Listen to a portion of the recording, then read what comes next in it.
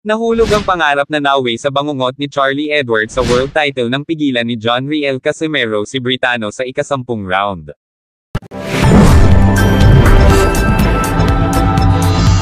Ang flyweight ay binigyan ng shock IBF world title shot sa kanyang ika-9 na laban, ngunit ang malupit na Filipino champion ay may labis na kapangyarihan sa yugtong ito ng kanyang karera. Si Charlie Edwards ay tumitingin habang siya ay natamba sa ika-10 round ni John Riel Casimero. Nagkulang si Charlie Edwards sa kanyang world title tilt nang ma-outclass siya ni John Riel Casimero sa undercard ng Gennady Golovkin vs Kell Brook. Sinalo ni Edwards ang IBF flyweight champ na si Casimero sa kanyang ika-9 na pro fight lamang. At napatunayang napakalaking hakbang para sa challenger nang mapahinto siya sa 10th round. Ang mabangis at malupit na Casimero ay isang two-weight world champ, ang Filipino ay nagkaroon ng labis na paraan para sa larong Edwards.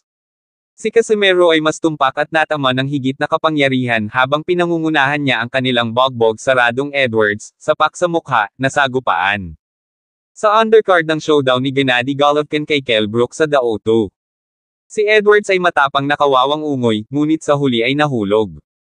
Sa wakas ay sinabi ni Casimero ang pambubugbog kay Edwards noong ika-10 nang muntik na niya itong matamba gamit ang basag-basag na kaliwang kalawit.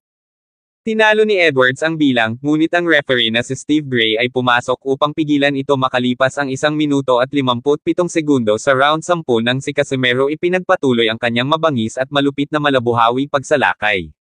Dinala ng mabangis, malupit na Casimero ang kawawang Edwards na bumagsak sa ring, na dilubos ang pagsisi sa laban.